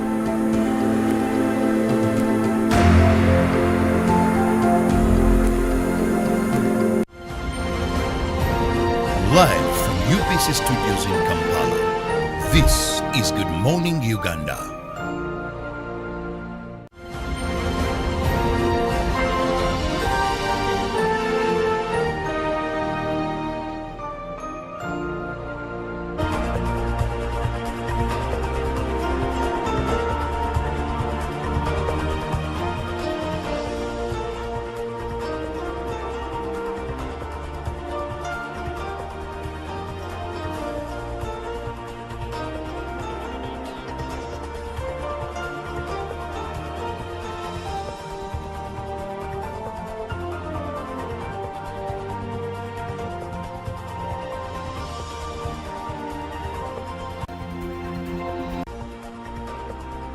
Hello and thanks so much for being with us on UBC TV. Welcome to the agenda. I'm Robert Chirabo Nyonyitono. Now today is the 2nd of April and globally it is World Autism Day. But when you look at the United Nations and that is the World Health Organization, the entire month of April is a month that has been gazetted to discuss autism, create awareness, look for support, sensitization about this condition. Now on UBC TV this morning, we've decided also to prioritize this so that people get to understand it better and also, where possible, sound drums of various forms of support that we can give to people looking after these people, or even avoiding some of the mistakes and find ways of doing things better. But I'm not alone to discuss this. I'm with an independent consultant on disability and inclusion, that is Dr. Njuchi Paul, with whom we shall be discussing more regarding autism. Doctor, you're most welcome. Thank you. Now, yes. Yes. Now, of course, earlier on I was learning a few terms, but I will not include many of those. Yeah. Here is a very interesting person where you get to know so many conditions that people have that you may really just think they are normal conditions. Now, doctor, there are so many misconceptions regarding autism. But even before we dive into that, for a viewer, help us understand, define for us, create a picture in our minds when we talk about autism. What is this condition? Thank you, Robert, and dear viewers. I'm glad that I'm here to share with you what has taken me 37 years to grapple with, to study, and also to work with. Autism is a neurodevelopmental disorder. What do I mean? That sounds like technical, but it is about how the person is wired, the neurons in the brain, the wiring system, neurodevelopmental, and that happens in the process of development, more especially when the child is being formed in the womb, because that's where the systems are put in place. So during development, a child with autism is wired differently, and that impacts so many things. What is obvious, according to what we know now, the communication systems are wired differently, not the same as the people you would see. For example, we all know, I'm speaking from the background of a speech and language therapist, we expect a child to be able to speak by at least 10 to 15 words by the time they're 1 year old. So when it happens that your child is not speaking at all, by the time the child is blowing the first candle, you should know language is not developing the same way. I don't want to say that it's only autism that makes a child's language delay. There are so many other factors, including the inability to hear words. That is one area. And the other area is about being able to mimic social skills. You know, we pick skills. Every culture has a way they interact with each other. In the case of children and persons with autism, their interaction patterns will be different. Sometimes it may seem as if they are not minding about your presence. They may be aloof. For example, you are talking about some issues, but for them they are in their own world. So I can use that expression for now. So basically you get confused. You're a baby, you have gone to work, and you are saying bye-bye to Jeremy, and Jeremy is not responding. And you just wonder what has happened. Or you have brought something so nice, you expect someone to respond in a positive way. The child may not. You may smile because we smile to our babies, you know, and they smile back. A child with autism may not smile, to the disappointment of the parents. And many other issues. Sometimes the brain may develop more slowly. I'll talk a little bit more about when you dive into the misconceptions. Many, about 70%, will have some learning challenges. The way they process information will be a little bit different. For example, there are kids, you know, at school level, preschool, you may say, "Good morning, Robert." The child may keep quiet, and later on at midday, the child may say, "Good morning." So for you may think as if the child is not hearing, but sometimes we call it elective or selective mutism. They may only say in certain situations, they may speak in certain situations, which is very, very disappointing. And we see other issues like other warning signs. So basically, I've said a little bit more, but I'm saying it is a neuro, to do with the neurons, the wiring, developmental. They may develop in ways, but physically they look normal. And you know, they are beautiful children, beautiful girls, and handsome boys. You can't be, you know, God is so clever. He hides, you know, things. Many of the boys I've worked with are so handsome, and the girls are so beautiful. But it's only when it comes to, you know, a conversation and interacting that you see differences. So basically, I think I can keep it to that level. As now, far Doctor, I've seen a number of infants, I must say, that tiptoe, and I'm told it's also a result of autism. Yes, I'll talk about that bit. Fairly recently, I've just done Chinese medicine and a bit on how to treat autism using Chinese approach. I'm British trained. I did my training in the UK for my bachelor's and master's, and at the time I've been more Western. But recently I was introduced to Eastern medicine, the Chinese, how they treat their people. And we just recently learned that autism, as a result of the energy flow, how energy moves in our bodies. The way energy moves in our bodies, it has got like, the magnetic field, it goes in and out, in and out. But for some reason or the other, these channels of energy may be blocked. When they get blocked, energies may not flow systematically. It may get stuck in some parts. We have seen many children with autism hitting their heads on a wall or hitting themselves like that. It means that energy is blocked in that Sometimes area. even blocking their ears. Their ears, okay, that one is sensitivity. They are highly sensitive, highly sensitive. All the senses work beyond. And sometimes if they don't work beyond the ordinary levels, they are hypo. They can be hyperactive or hypersensitive or hyposensitive. So those who are hypo, they can even step on a pin and they don't get hurt. They don't feel the pain. I remember I saw children in school who were beaten, and for them it was okay. They were relaxed. For me, just one lash would make me cry and shout all over. Many people with the autism, they may not sense pain. They are hurt. You can say wound, but for them they continue just rubbing it and so on. So basically, head, if the energy in the body is stuck in the head, the child will may head bang, as if he wants this energy to get out. If it is stuck in the fingers, the child will do, you'll see them doing this and sometimes doing funny things, which will look queer to the ordinary person because you don't know. But the energy is blocked there. It is as if you want to shed it out.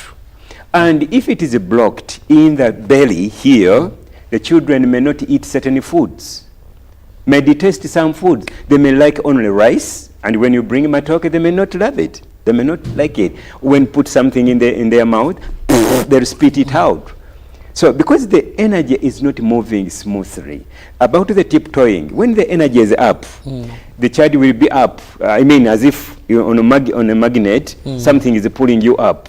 So the child is pulled up.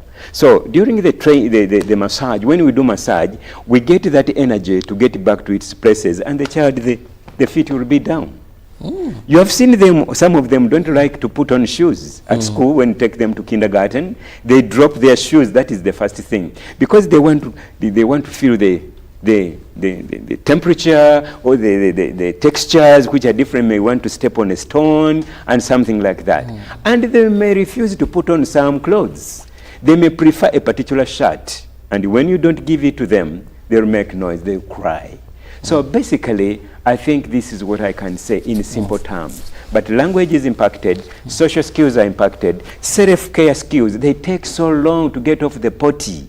In fact, we have some children at our school who are 17 years old, but people just goes. They don't tell when to go to the toilet. You only feel, they are smelly. So you have to help them. It is so embarrassing to the parents. And no wonder, this contributes to the attitude, that the misconceptions. If you find an 18-year-old, a 20-year-old who doesn't know how to use a toilet, then, it's really sad.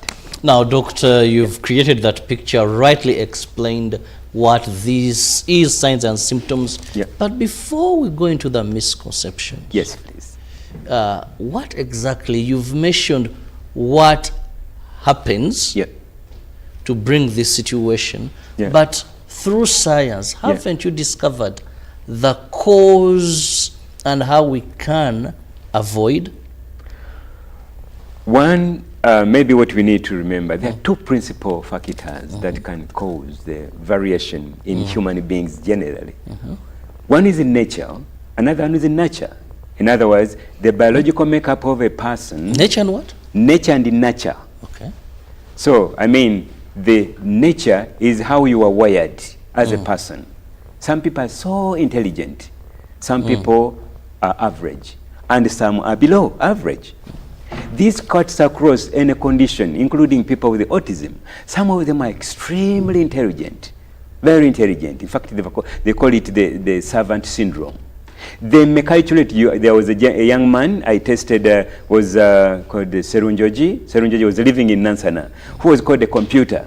He could calculate anything. I tested him myself, Professor Bosa, at the time when I was in Chamboga as a lecturer. Brought him to me and I tested him.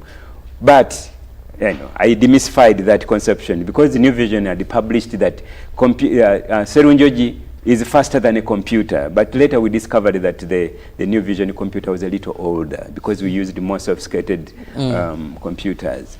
He is more efficient. He was more efficient than a computer. He calculated, I think it was something that required 28 zeros. But the person who was using one of our best computers put 29. And Serunjoji said, you are wrong. And when we proved, I think Serunjoji was more accurate. So he became famous some years back. Yeah, he was computer famous. everywhere. Computer everywhere. On but social it's not media, true. yes. There are variations. You can talk about 30% of people with autism are high functioning. They are really, really high. I remember I was in North Carolina in the United States, and I attended a presentation of a person with autism presenting a PhD thesis. So they can go that far. So as parents and the general community, we should be aware. These children are like any other person. They can be super intelligent. They can be average, and they can be below average. So we need these categories very clear. Okay. So we should not be swayed away that for them they cannot learn. They can learn, but there are factors that that can contribute. Then environment. Environmental factors. You start with the mother. The mother is so key in this. How you live your life during pregnancy, what you eat, what you experience as a mother. Sicknesses. Some people have conditions that are lifelong. They cope with them while they are pregnant. Some people are on medication full time. All of these impact. As I said before, with a system, you need the channels to be open. But when the chemical load in the system can create a difference. If you are swallowing medicines all the time, that means the system will be clogged with, every medicine has side effects. So some of these negative side effects may impact the child's life, and it may cause variations. Even the general understanding of the term autism, the way you understand it will impact the way you rehabilitate a person or you provide services. So now, basically, that's that said, let's look at some of the misconception about this condition. I prefer calling it a condition. Yes, it's a condition. In fact, we begin from there. The first one, people think autism is a disease. I want to make it categorically clear that it is not a disease, that you are going out to get medicine and cure it. It's not like malaria. It's a condition. As I said before, it's about the neurons, how they are created in the system, which may be, in some ways, genes may contribute. You have seen families where 3 or more people have got the condition. In part, it may be the genes, but on the other side, it's the culture of the family, because you live yourself, you eat the same food and so on. Some people say when they have pain, they say, can I swallow Panadol? This is like a practice. Miracle. Really, this is so damaging. We know the side effects of any medicine. So basically, if I can go back to that, it is not a disease, it is a condition. Many of these children go to pediatric doctors. Obviously they know, but it is not something you can treat and cure it. It is something that medicine can help to lessen the side effects of some issues. For example, if, for example, there is toxicity in the body, there are medicines that can reduce the impact of the toxicity, the toxins that are in the body, just to a cleanser for that matter. So that is how medicine can come in. But you can't say, I've gone, they have given me this dose, I'm going to be free from autism. It is coping. You have to cope with it, because it's like all of us, like me, for example, if I want to fix a bulb, I want somebody who is a little taller, like, some people are tall, others are short, others are, fat, others small. You get someone to get you to the next level. People with autism will need somebody who understands them, who accepts them, and who is willing to create an enabling environment where they can thrive. They are not sick, they have a condition to cope with. I love the fact when you said some are short. Yeah. That's like shortness is a condition. No, I think it is a nature of a person. You remember when we said nature and nurture? The way you accept a person, that is nurturing, and it is environmental. Because some experts over there, they may say, oh, Dr. Anjish is not talking about environment. That is what I coined in the term nurture. Whatever happens to you through the different systems that you are working with. Okay, that is misconception one, that it is not a disease, but it is a condition. Yes. Secondly, most people think and believe that autism makes a person not learn, that they are disabled, they have a disability, they have got intellectual impairment. It's not true. As I said before, persons with autism are on a continuum. Some of them are very intelligent, what we call the savant syndrome, like the super calculators. They remember dates in unique ways. They can go back and forth with the dates. So they are like human calculators, some of them. But it's not true that everyone is like that. Some of them really, really struggle. If you visit me at school, you will see a whole range. Like my sister who was talking about Tunaweza, if you visit them, you will see a whole range. Donor Center, for example, and many other settings where you find these children. They present differently. Yes. Therefore, it is wrong to think that all persons with autism are intellectually disabled or they're intellectually impaired. It's not correct. Then the other issue is the fact that autism is on the increase. We have had that misconception. In fact, that is not correct, that it is becoming a disaster, an epidemic. No, that is not correct.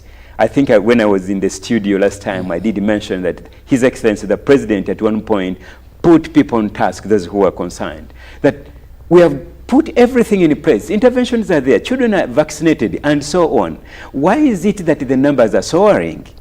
Good news is, the disabilities are not increasing, but awareness is increasing. Oh, I love that. The more you get to know about something, the more it becomes significant. The more people think about it, the more people plan around it, the more people get to understand. These days we find that during my time, when I studied disability in the late 80s and 90s, I did my first diploma in 1988 to 90. That's when I first graduated, I told you last time. We didn't talk about autism. It was not a subject. At the time, it was mental handicap. So mental handicap at the time coined all issues related to inability to learn in the normal way, normal in quotes. Yes. Yeah. So, but today I think we are more than sure that children with autism can learn and become successful adults.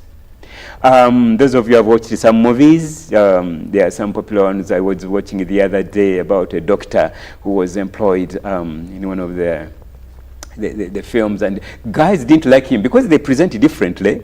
He may misunderstand your social expressions. He may misunderstand them, and that one they may say is strange, or he may not say thank you where it is necessary. But we need to understand that this is how they live their lives. This is how they present themselves, and accommodate them.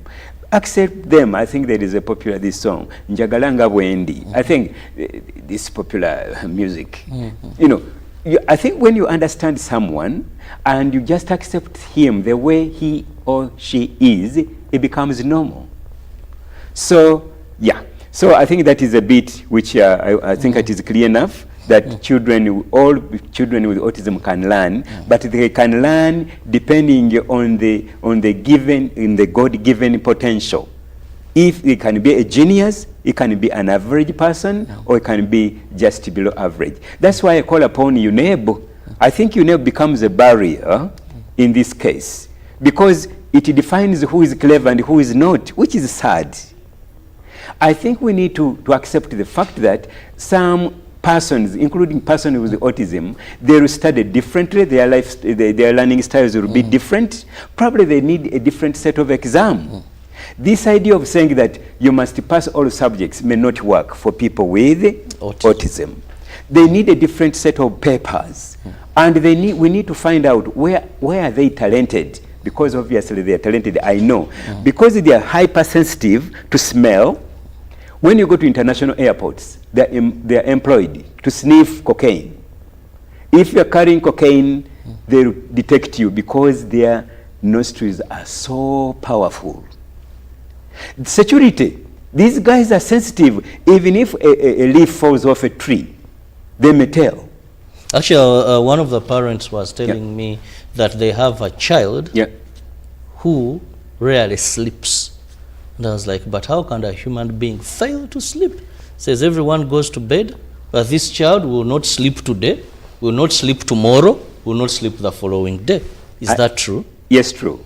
We, in the mid-90s, with a colleague at Kyambogo, it was UNICE at the time where I was working, we found a child, according to the parents, had not slept for 17 years.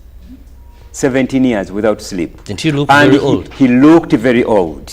We wondered. At 17, he was like almost 40. So basically, sleep is one of the areas. Because they listen so much. Yeah, because they don't have the sleep reserve in the brain. It's not that functional. But thank God that today we have got therapies that can rectify that. When we use the Chigongo massage, I will be demonstrating this later at Katikati.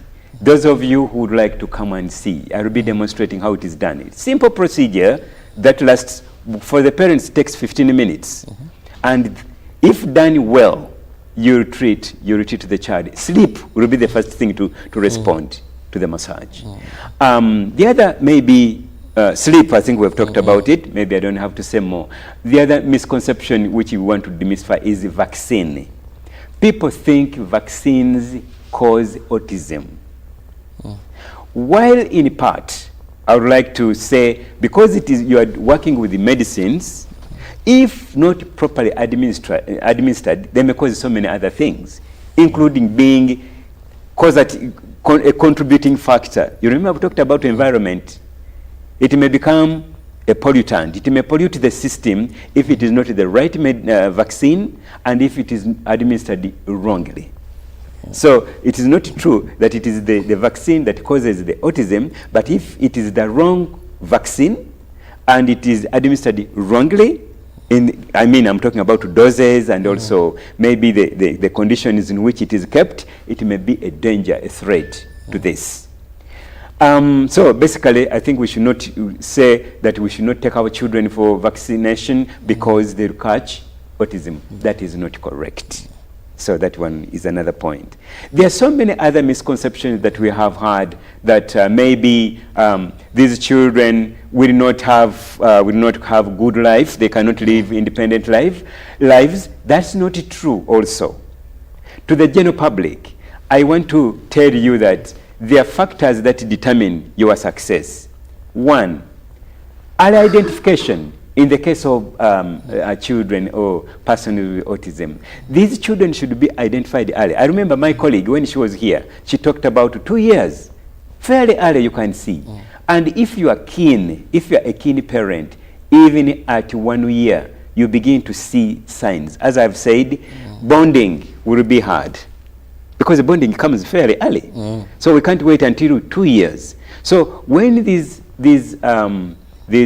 symptoms are seen fairly early, don't wait and think maybe it will be better. I know there are some professionals who say, don't wait, children are like that. Remember, sometimes you may wait forever. So it is important that when you see the early warning signs, please go to some professionals to be supported, to be helped. I think my prayer is that some of these therapies become part and parcel of the primary health care, like we immunize children in this country. I think as part of primary health care, autism intervention should be part and parcel of it.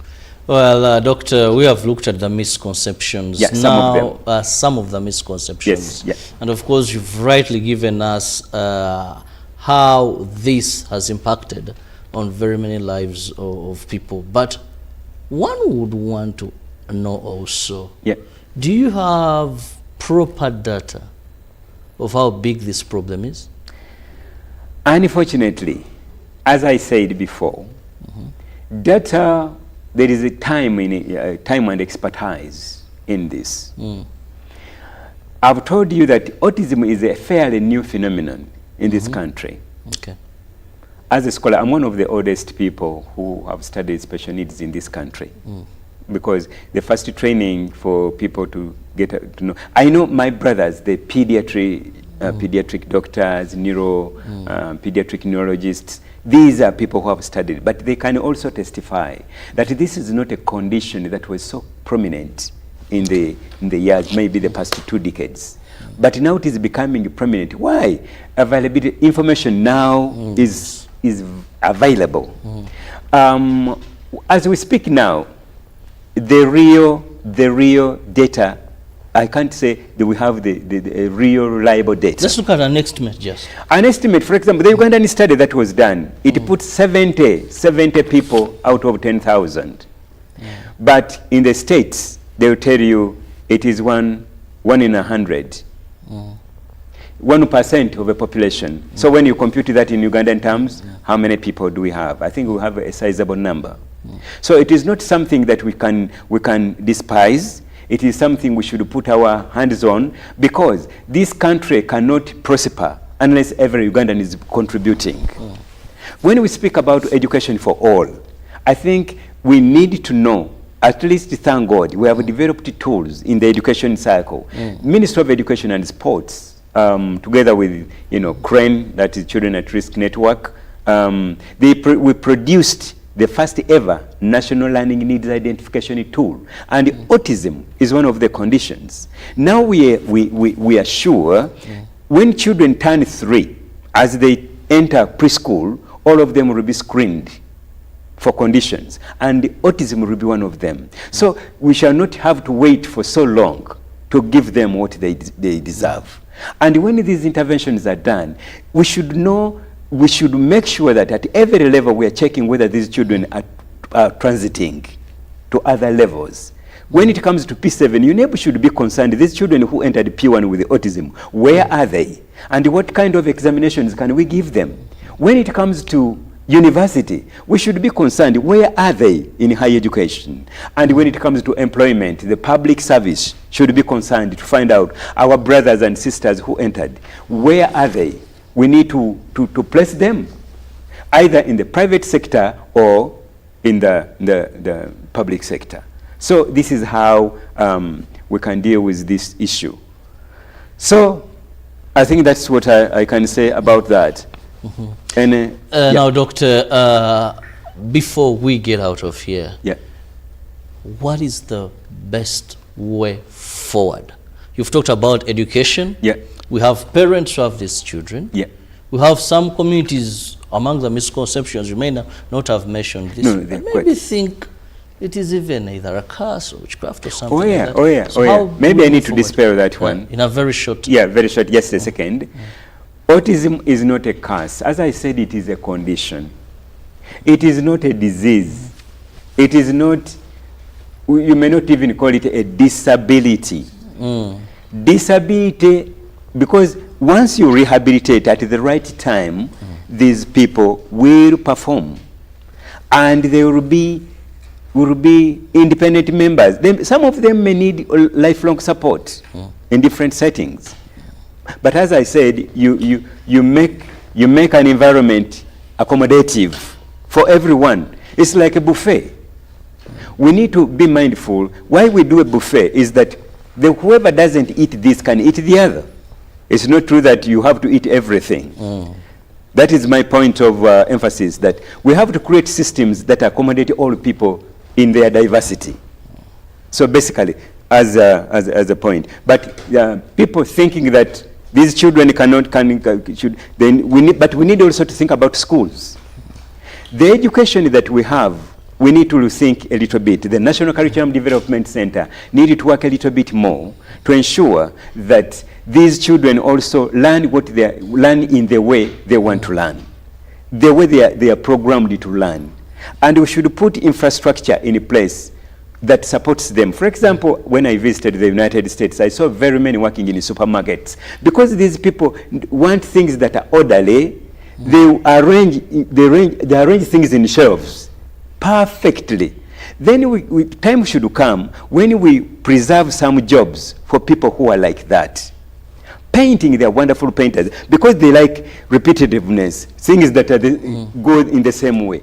Give them painting because it goes like a brush goes up and, you know, if it is cutting, they are wonderful when it comes to cutting.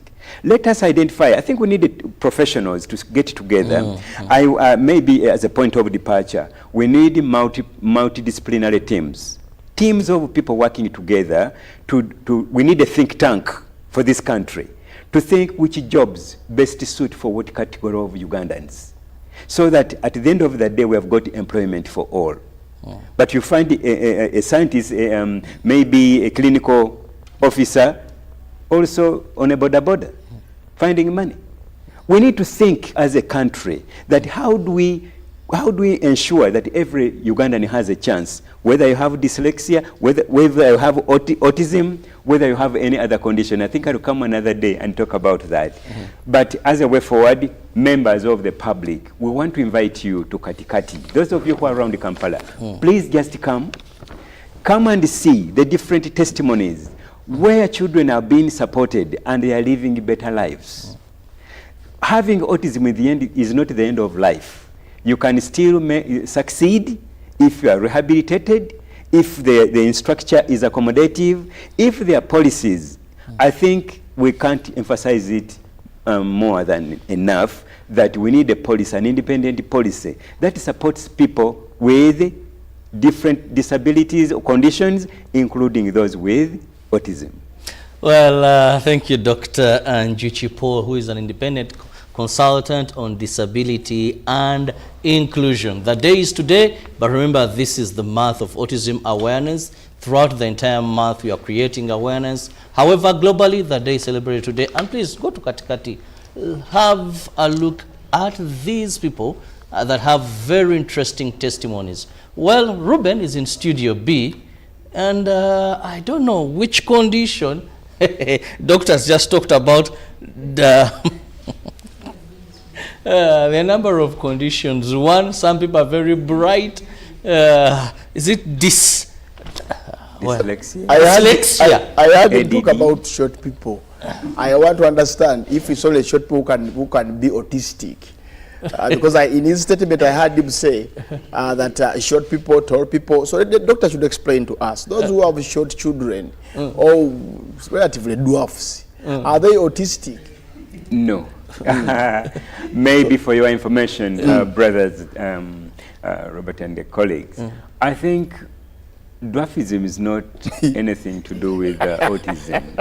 But as I mentioned, you can be an autistic dwarf. This is we call it comorbidity. It is possible to be deaf and blind at the same time and intellectually impaired. And you are using a wheelchair. So basically, all these things need to be teased out. So you can also be a tall? Yes, tall, autistic. Autistic. Yeah. Okay. You can be. So Robert, you are just enjoying me. Ruben, you are just enjoying me, Robert. Tall. It's okay to enjoy me. It's fine. There's no problem. You can have me on the menu. We will sort that later. But thanks so much, Robert, for that topic. Of course, many Ugandans don't know what autism means. And personally, I've been so green about it. And I'm happy that Dr. Njuchi has lectured Ugandans and actually showed that it's not a problem if you handle it well. And we hope that if we ever get children who are autistic, maybe doctor will be still around to share with us how we can handle such cases. But also, Robert, before you go, I want doctor to tell us, let's say at the anal stage, let's say the child is 6, 7, 8, 9 months or 1 year. How would you read the sign of autism?